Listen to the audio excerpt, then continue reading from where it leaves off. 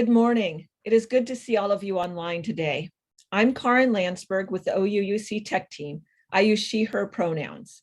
Welcome to all who are joining us on whatever platform you are using. This Zoom service is being recorded and it is also streaming live to YouTube. We are leading worship from several locations today, so you'll see the service move back and forth between us.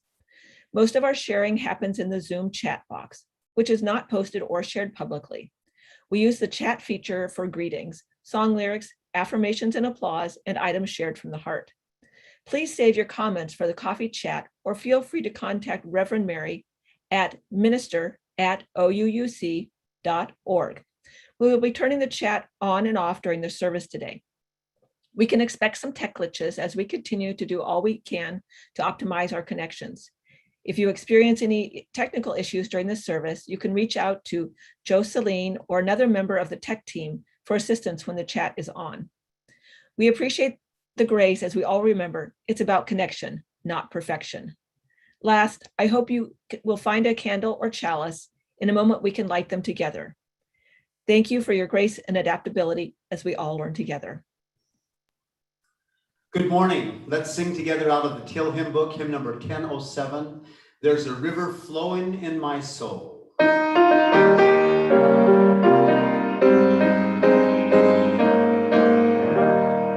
There's a river flowing in my soul. There's a river flowing in my soul.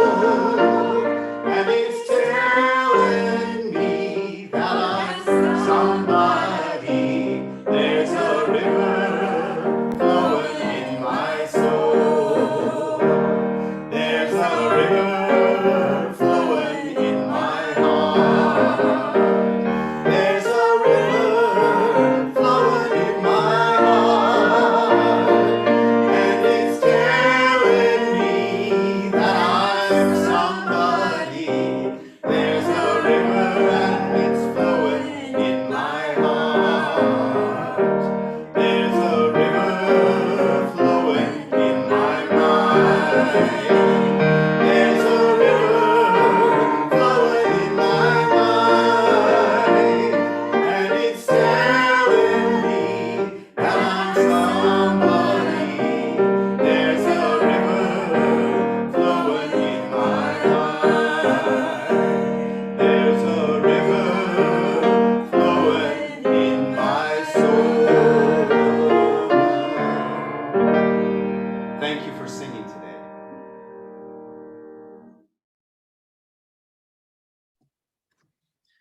Good morning. Welcome to the Olympia Unitarian Universalist Congregation online worship service. We welcome each of you to this celebration of love and wonder and to this congregation. The OUUC community comes together in the mutual promises and possibilities of our covenant. We envision an interconnected world that is loving, just, and healthy. We commit to live out our mission to welcome and wonder, embrace and empower, bridge and become. We are so glad that you are here today. My name is Marianne Thompson, and I use she and her pronouns. I'm a member of the worship arts team. Leading worship with me today is Ann Yo. Ann has been a member of this congregation since 2021. She served on our worship arts team as a lay worship leader for many years. Welcome, Ann. Also with us is Troy Fisher, our music director, and we give thanks for the tech team and the OUUC media specialist, Joe Celine, for providing technical support today. And thanks to Darlene Sarkala, our administrator, for keeping us informed and connected. Thank you to the choir members in the Commons with Troy, who are helping us sing this morning, and for the breakout room hosts. We are grateful for the many hands that make worship happen this morning. After the service, we invite you to stay online for a virtual coffee chat. This is a chance to gather with a small group to say hello and to check in.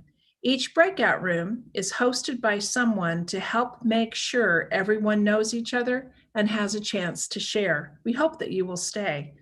I want to draw your attention to the order of service, which includes our announcements, and they're available also on the website. Plan to return to the main Zoom room after the coffee chat today for After Church with Melanie Ransom. Today, Melanie interviews OUUC Community Affiliated Minister, the Reverend Carol McKinley. Just return to the main Zoom room after the coffee chat or log back in on Zoom. Reverend Carol will also lead worship next Sunday on the topic of Beyond Either Or. Coming up this Tuesday evening at 7 p.m., Justice Not Jails and OUUC host a forum on the fallacy of public safety and mass incarceration. Presenters are Larry Jefferson, an award-winning criminal defense attorney, and David Trywheeler, a criminal defense attorney and co-chair of its End Mass Incarceration Project. Registration is required, and you can find more information on the OUUC website. There are many opportunities to stay connected to our community because social distancing does not have to mean social isolation. Please check the website regularly, and if you have questions or need help, you can always check in with a staff member. Now let us open our hearts and our minds as we prepare for worship. Welcome, everyone. It is good to be together.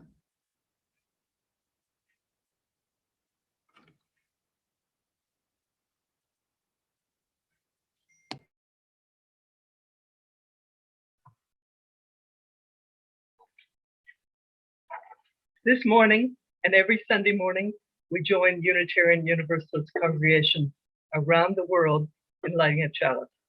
It's the symbol of our faith tradition. Let us light our chalices together with these words by Laura Thompson.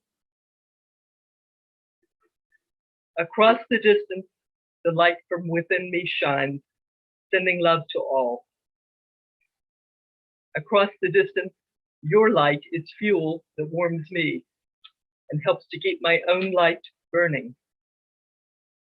Together, we keep the flame of community burning bright.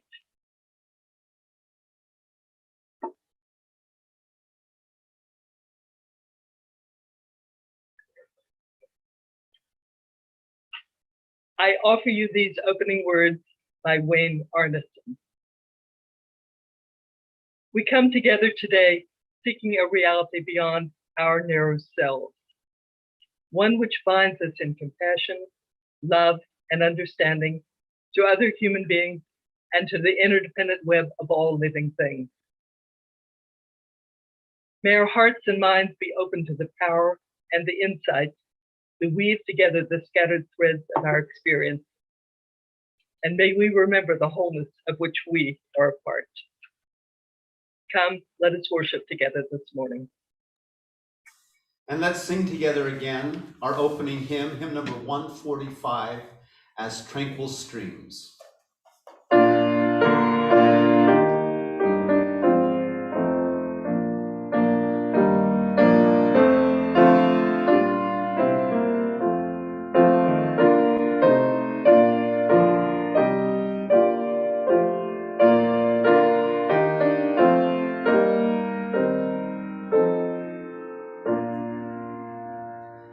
As tranquil streams that meet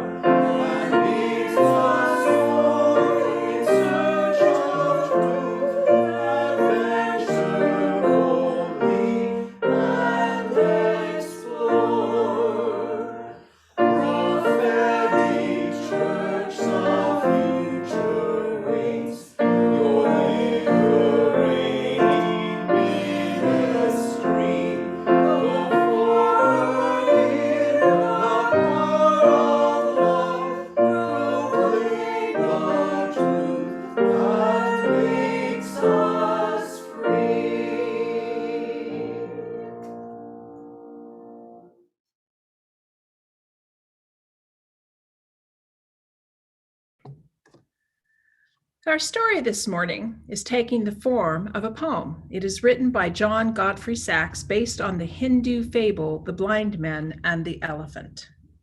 It was 6 men from Indostan, to learning much inclined, who went to see the elephant, though each of them was blind, that each by observation might satisfy his mind. Well, the first approached the elephant, and happening to fall against his broad and sturdy side, at once began to bawl, "God bless me, but this elephant is very like a wall." The second, feeling of the tusk, cried, "Ho, ho, what have we here? So very round and smooth and sharp. To me it is mighty clear that this wonder of an elephant is very like a spear."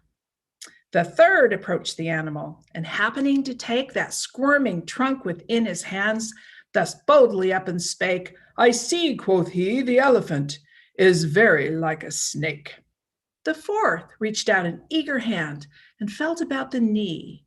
"What most this wondrous beast is like is mighty plain to see," quoth he.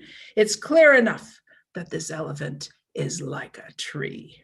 Well, the fifth, who chanced to touch the ear, said, "Even the blindest man can tell what this resembles most. Deny the fact who can. This marvel of an elephant, well, it's very like a fan." The sixth no sooner began about the beast to grope, than seizing on the swinging tail that fell within his scope, "I see," quoth he, "this elephant is very like a rope." And so these men of Indostan disputed long and loud, each in his own opinion exceedingly stiff and strong, though each of them was partly right, and all of them were wrong. The moral? So oft in theological wars, the disputants I have seen rail on in utter ignorance of what each other means, and prattle on about the elephant that not one of them has really seen.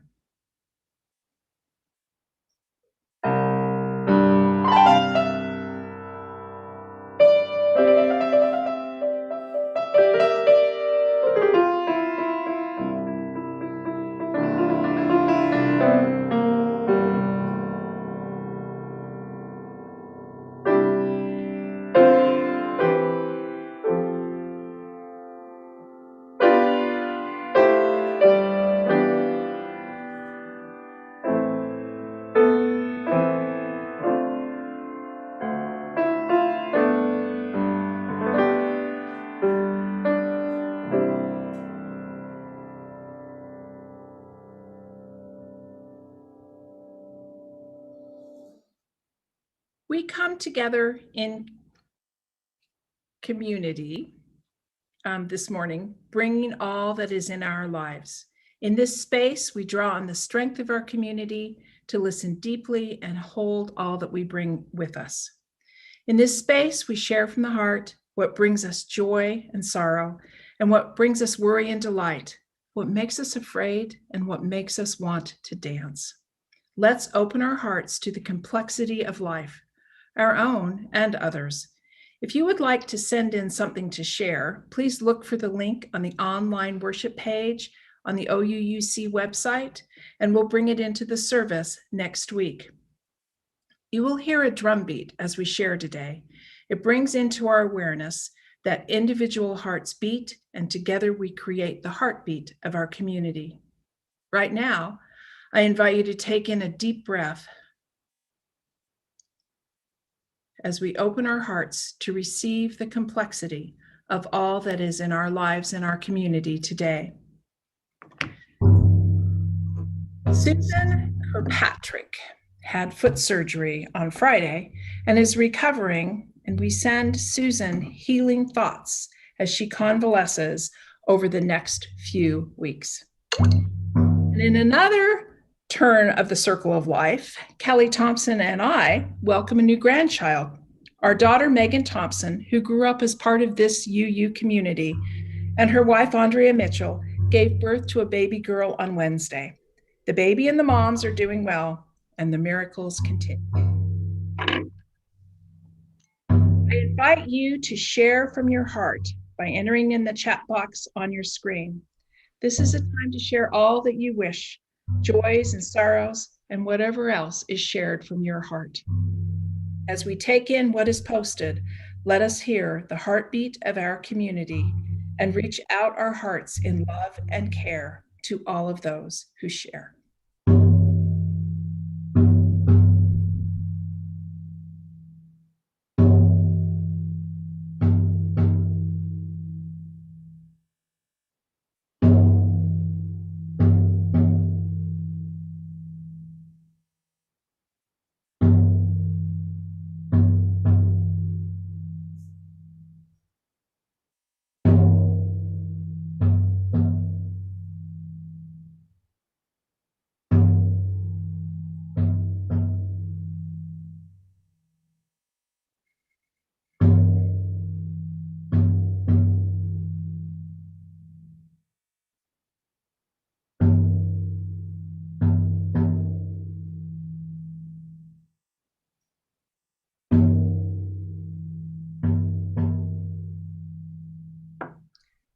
We will place one more stone in the water for all that we hold in our hearts and all that remains unspoken.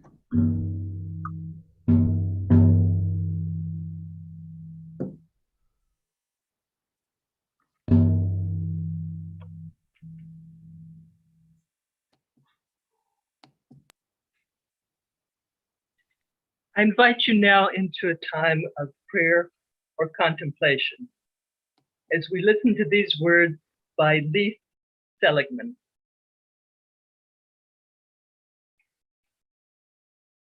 We pause in the stillness to rest for a moment, to quiet ourselves so that we can feel what stirs within us. Each breath draws us closer to the pulse of life. And with each exhalation, we make room for something new. May we find in this gathering the comfort of those who care, compassion in our most tender spots, and patience on our growing edges. And in the presence of suffering around the globe, may we redouble our efforts to practice kindness where we are, with the hope that the light of our actions travels like the light of faraway stars. May our gestures of compassion and generosity seed possibility. May we travel humbly with one another, choosing reconciliation over resentment as we try to live right-sized. When life presses in and shifts us off balance, when pain assails us, when frustration mounts, may the rhythm of our breath steady us and bring us back to a place of gratitude.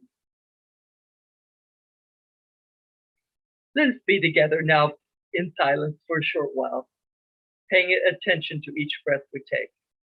And I will end this time with a bell.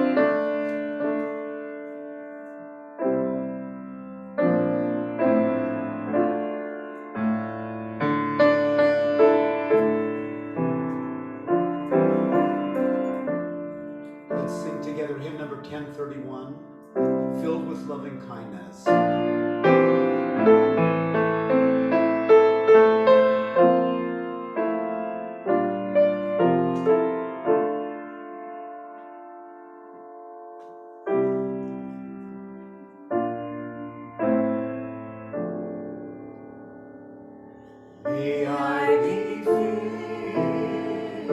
with loving kindness. May I be well. May I be filled with loving kindness. May I be well. May I be peaceful and at peace. May I be whole. May you be filled. May you be filled with loving kindness. May you be well. May you be filled with loving kindness. May you be well. May you be peaceful and at peace. May you be whole. May we be filled with loving kindness. May we be well. May we be filled with loving kindness. May we be well. May we be peaceful and at peace. May we be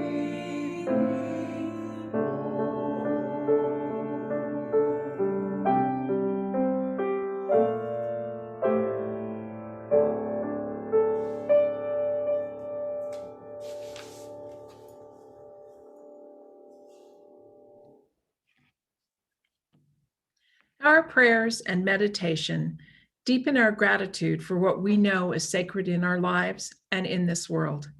Each Sunday, we express our gratitude by joining together in service to our community and to something greater than just ourselves. The offering collected here does two things. It supports the ongoing work of OUUC, which is also supported by your regular pledges.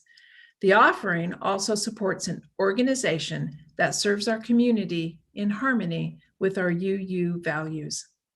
For the months of July and August, our Share the Plate recipient is the Family Support Center of South Sound. Founded in 1992, the Family Support Center provides families with children and survivors of domestic violence and sexual assault with coordinated supportive services. Their mission is working together to strengthen all families. Your contribution is needed to help with their ongoing diversity, equity, and inclusion work. Family Support Center envisions a community where all are valued and nurtured and have the resources to be strong and healthy, self-sufficient, and hopeful. Please note that you can participate in the offering by making a donation online through the church website or by texting the number that will appear on your screen in just a moment. You can also mail a check to OUUC. Our community partners continue to need your financial support. May the offering now be generously given, as it is gratefully received.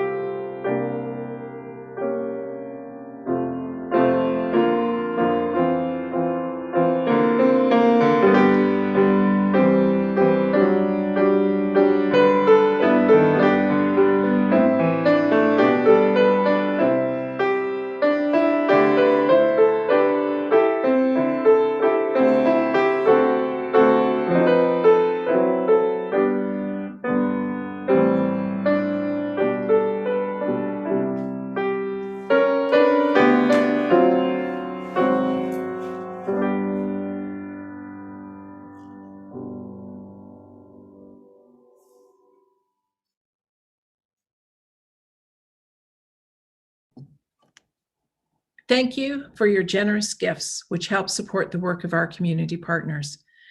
Today's reading comes to us from the website of the Unitarian Universalist Association, UUA.org. Unitarian Universalist congregations affirm and promote 7 principles, which we hold as strong values and moral guides. Number 1, the inherent worth and dignity of every person. The second, justice, equity, and compassion in human relations. The third, acceptance of one another and in the encouragement to spiritual growth in our congregations. The fourth principle is a free and responsible search for truth and meaning. The fifth, the right of conscience and the use of the democratic process within our congregations and in society at large.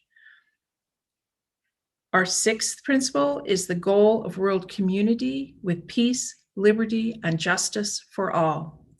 Our seventh principle is the respect for the interdependent web of existence of which we are all a part. Parenthetically, there is an eighth principle being proposed. It is making its way through our association's very thoughtful approval process, which will culminate in a vote in 2024. The principles are not dogma and they are not doctrine, but rather a guide for those of us who choose to join and participate in Unitarian Universalist communities. We live out our principles within a living tradition of wisdom and spirituality, drawn from diverse sources. Here are the 6 sources that our congregations affirm and promote. The first source is a direct experience of that transcending mystery and wonder affirmed in all cultures, which moves us to a renewal of the spirit and an openness to the forces which create and uphold life. The second source are words and deeds of prophetic people which challenge us to confront powers and structures of evil with justice, compassion, and the transforming power of love. The third source is the wisdom from world religions, which inspire us in our ethical and spiritual life. The fourth source are Jewish and Christian teachings, which call us to respond to God's love by loving our neighbors as ourselves. Our fifth source are humanist teachings, which counsel us to heed the guidance of reason and the results of science, and warn us against the idolatries of mind and spirit. Our sixth source, spiritual teachings of earth-centered traditions,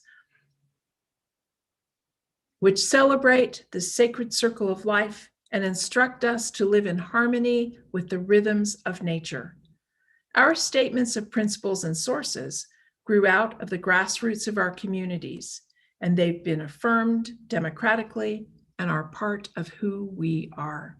This ends our reading.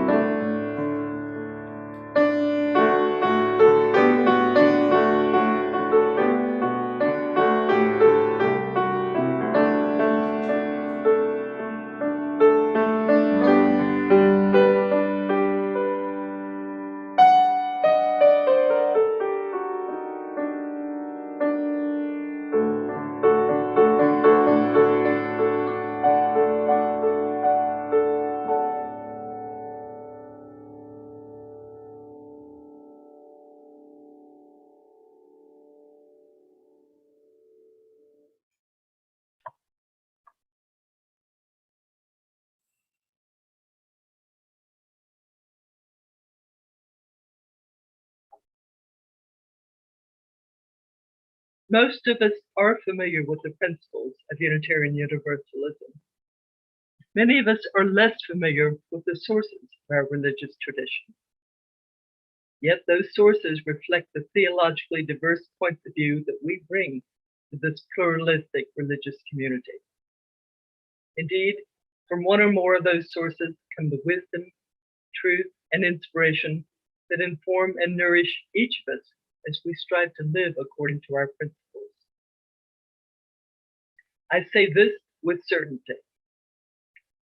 Others gathered here this morning are not necessarily drawn to the same source or sources that speak to you or to me. We are not all inspired by the same teachings. We do not all subscribe to the same truths. As that allegorical tale, the blind man and the elephant, illustrates, each of us discerns truth based on our individual experiences. Yet here we are, worshiping together and working together for good causes. Traditionally, Unitarian Universalism has claimed three hallmarks: freedom of belief, use of reason, and tolerance of differing religious views and practices. Although those characteristics may not be exclusive to Unitarian Universalism, they are definitely part of our faith tradition. As inherent values, they explain why we recognize so many different sources of wisdom, truth, and inspiration. So let's look at our 6 sources. With chronological history in mind, I'll begin with our 4th source, Jewish and Christian teachings, which call us to respond to God's love by loving our neighbors as ourselves. I'm starting here because modern Unitarian Universalism evolved from centuries of dissent within Christianity, which itself originally evolved from ancient Judaism. The Unitarians believed in the unity of God, not the Trinity. The Universalists believed in universal salvation, not limited to those who profess particular belief. Both groups focused on the ethical teachings of the Jewish man Jesus, not on supernatural events, not on heaven and hell. His core teaching, originally from Hebrew scriptures, bade his followers to love your neighbor as yourself. I'd like to share with you the words of Eric Wickstrom, a Unitarian Universalist minister who identifies as Christian. Here's what he said. I am a Unitarian Universalist Christian. By this, I mean that I am one who hears in the stories of Jesus the memories of a man whose union with the sacred was complete. He invited people into the mystery that he called God. I see in him the clearest example of the kind of life I wish to live, but I have no problem understanding that other people find their clearest examples elsewhere. Now let's go on with the other sources. There's our first source. Direct experience of that transcending mystery and wonder affirmed in all cultures, which moves us to renewal of the spirit and openness to the forces which create and uphold life. There are many ways to interpret the meaning here.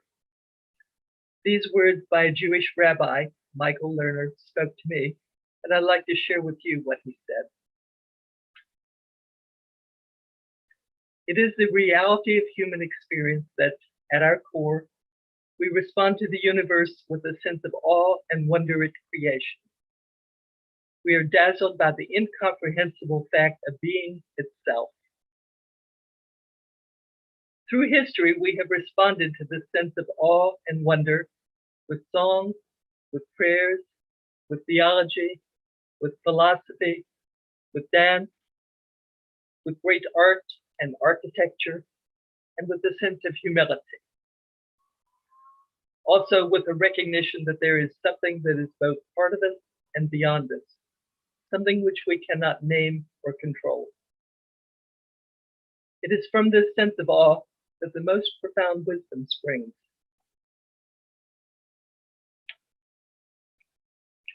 Next, there's our second source. Words and deeds of prophetic people, which challenge us to confront powers and structures of evil with justice, compassion, and the transforming power of love.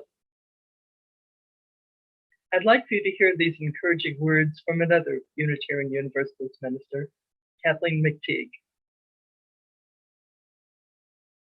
In the struggles we choose for ourselves, in the ways we move forward in our lives and bring our world forward with us, it is right to remember those who gave us strength in this choice of living.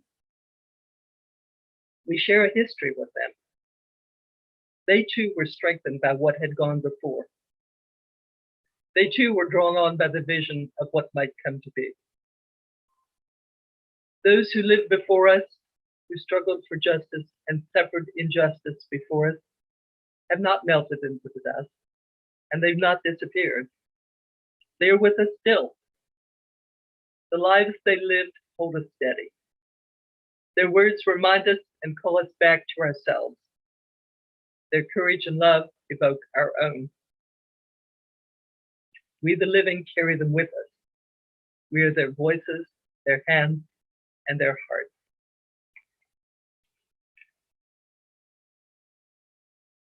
Then there's our third source, wisdom from the world's religions, which inspires us in our ethical and spiritual life.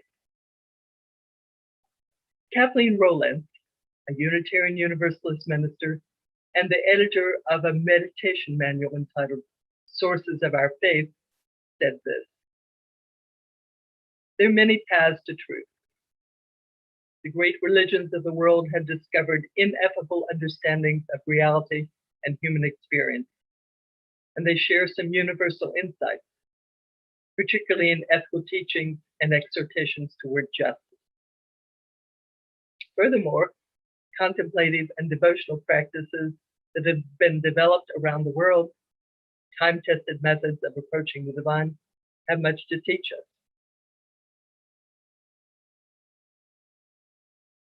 We've already considered our fourth source, Jewish and Christian teachings.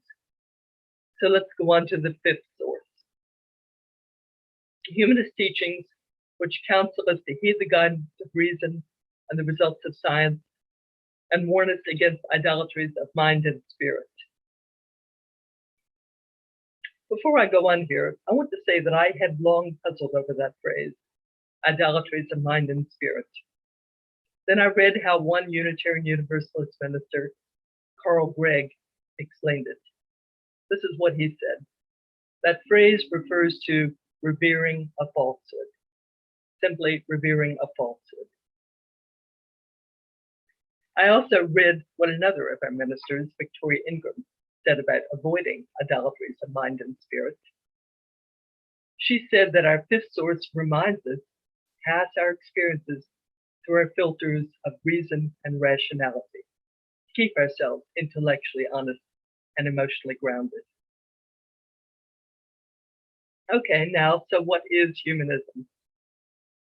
Here's a definition taken from the third edition of the Humanist Manifesto, which was published in 2003. Humanism is a philosophy of life that, without supernaturalism, affirms our ability and responsibility to lead ethical lives of personal fulfillment, lives which aspire to the greater good of humanity. In other words, colloquially speaking, we can be good without a God.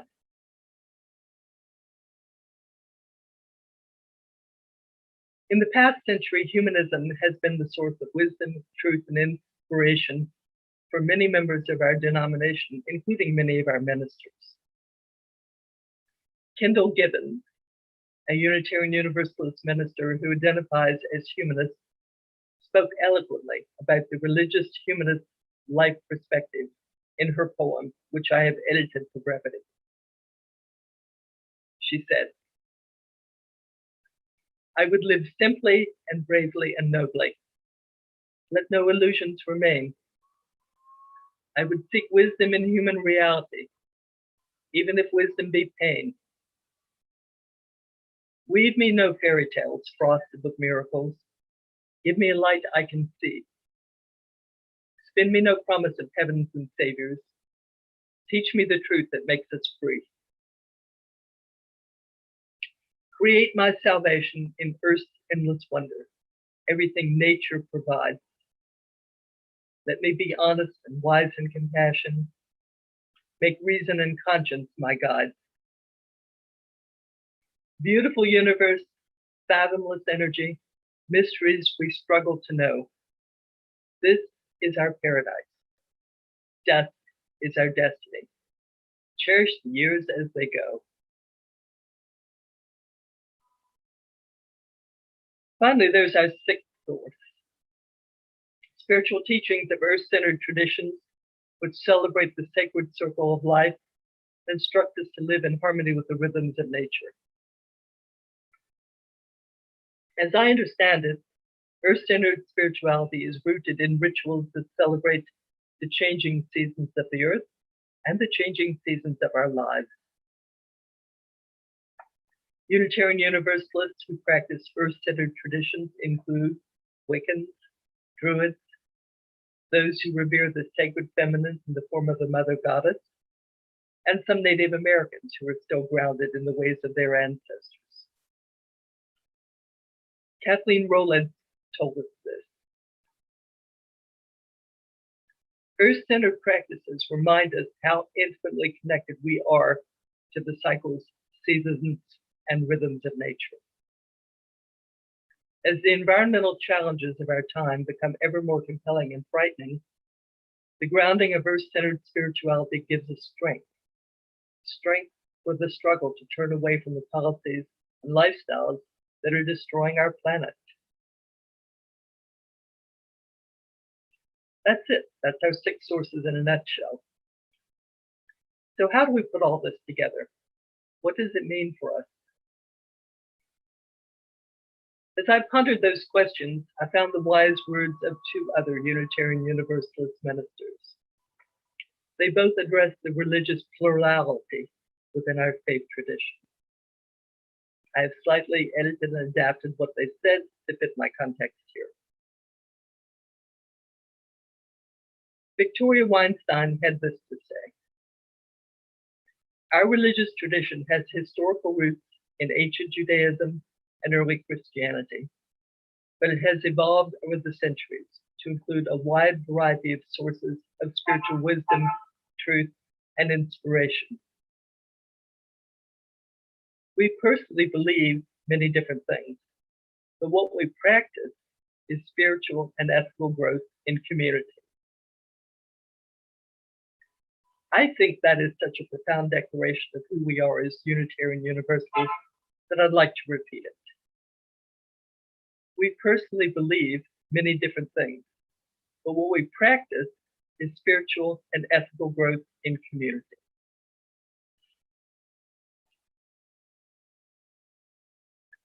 Finally, Diana McCain offered this advice: being open to what each source has to offer, understanding what is meaningful to others in this congregation can only strengthen ties within our community as we all struggle to live our Unitarian Universalist principles. Indeed, may it be so for us and for this community. Let's sing together our closing hymn, hymn number 1058, Be Ours a Religion.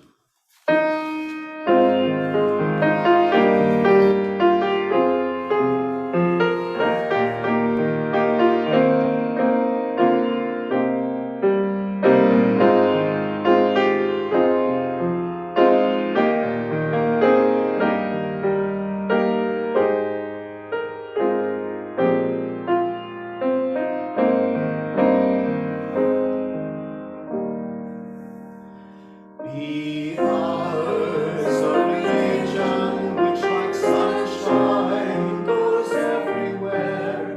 Its temple law speaks, its shrine the good heart, its creed all truth, its ritual works of love.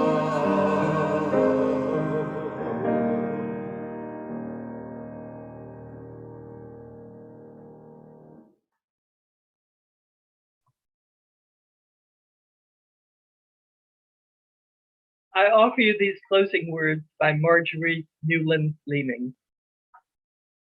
Remembering that the universe is so much larger than our ability to comprehend, let us go forth from this time together with the resolve to stop trying to reduce the incomprehensible to our own petty expectations, so that wonder, that sense of what is sacred, can open up our minds and light up our lives. Although we now extinguish our chalices, we can carry the light and warmth of their flames in our hearts until we gather again. Let's sing together our unison benediction.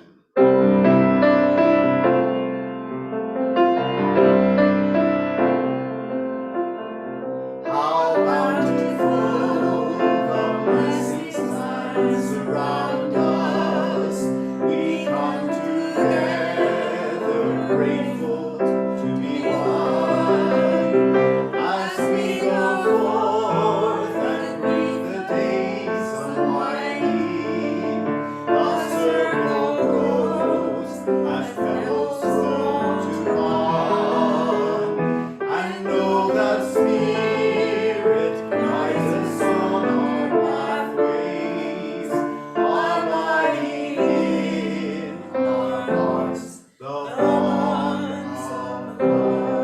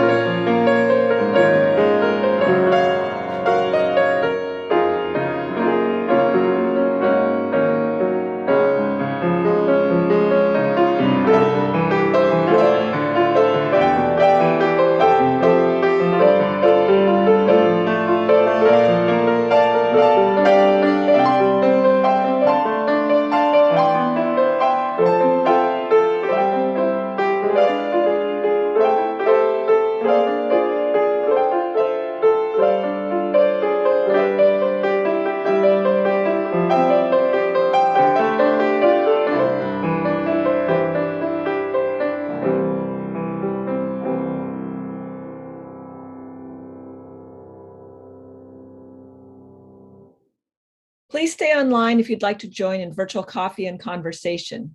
You'll see an invitation pop up that will invite you to join a breakout room. Please introduce yourself to anyone you don't know. Thank you for building community today. If you're not planning to stay for coffee chat, it helps us divide evenly if you find the red Leave Meeting button and step out. The coffee chat breakout rooms will end after about 20 minutes and we'll warn you 1 minute before we end. And don't forget today, come back to the main room after breakout for our After Church with Melanie Ransom talk show. Today's guest is Reverend Carol McKinley. Thank you for being here this week.